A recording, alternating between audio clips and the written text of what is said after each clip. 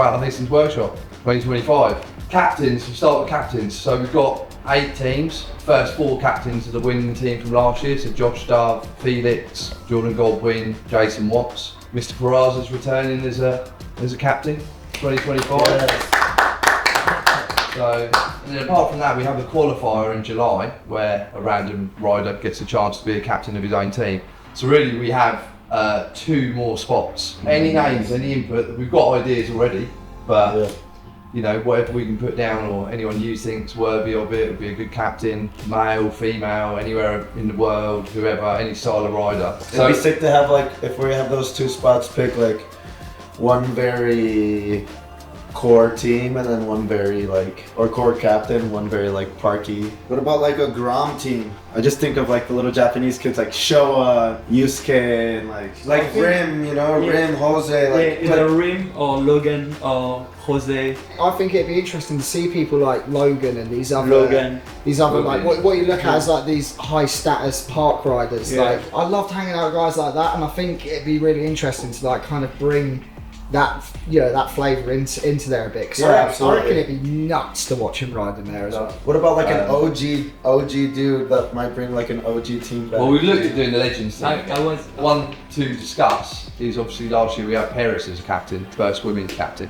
Paris put on a show in the main room, didn't she? So shit, like that's a big set of shoes to fill. I'll tell you who I really like, and she's fucking funny and cool, is Bethany. She's sick too. She came last year.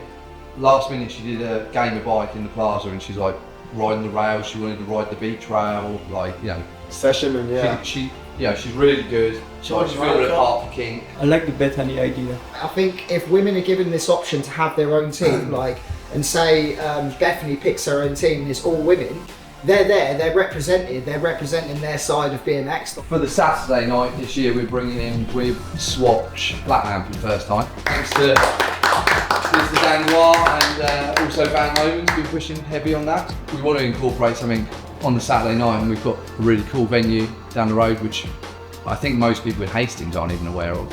Yeah, the location is great, the vibe in there is going to be insane, and I think everyone can appreciate flatland, especially in this surrounding, like really close to the action. And it actually is like what we set out to do about Hastings from the beginning, was had like a festival style, like every day something, and this year we will arrive on Wednesday and then Thursday, Friday, Saturday, Sunday. We'll have the events through the day with all the live shows and stuff, and then something big in the evening.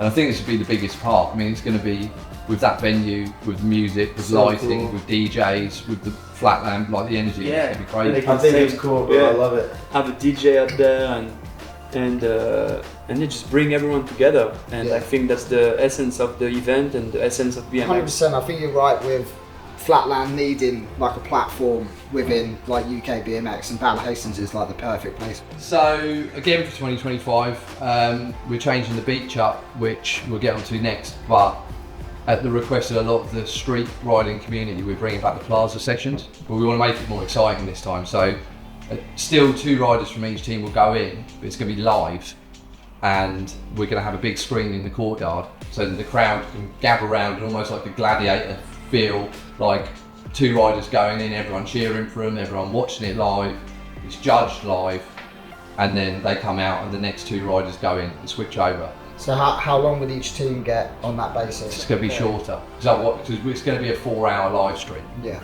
A lot of riders, I'd say most competitive riders are better under pressure, and if you put that pressure being only 30 minutes, that it will be more about them going in there in a contest, not run, but contest hit format. Jam, like back and forth, getting what you can, you're scored on it.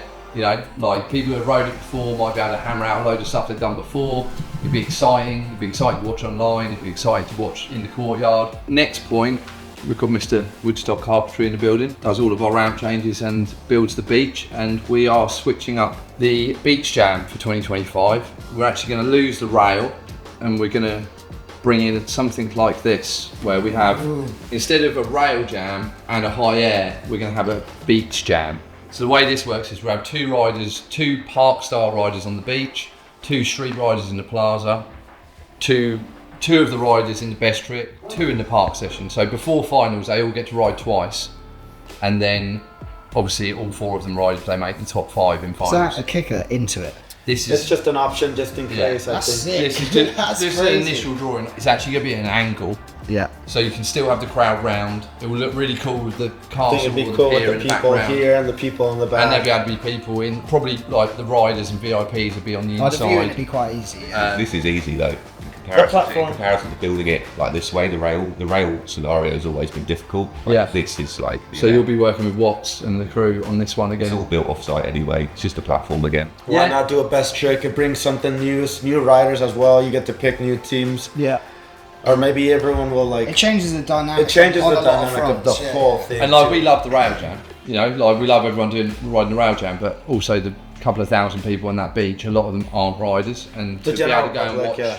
to go and watch something like this would be really, really good for like general public. Well, it'll change it. It'll just change the perception as well of what else exists in BMX. So you bring dudes that ride just this type of setup. Yeah. It's a little more wowing, I think, especially to the kids or the people, the general public that don't really understand Nathan's technicality on the hardest setup.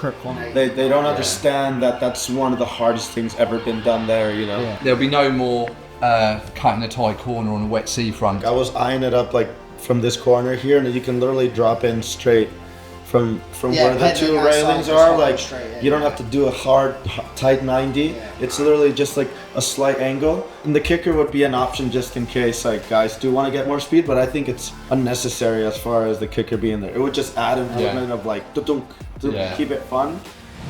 Yo, that's a wrap for the Swatch Battle at Hastings workshop. Don't miss out this 4th to the 7th of September. More information on sourcebmx.com.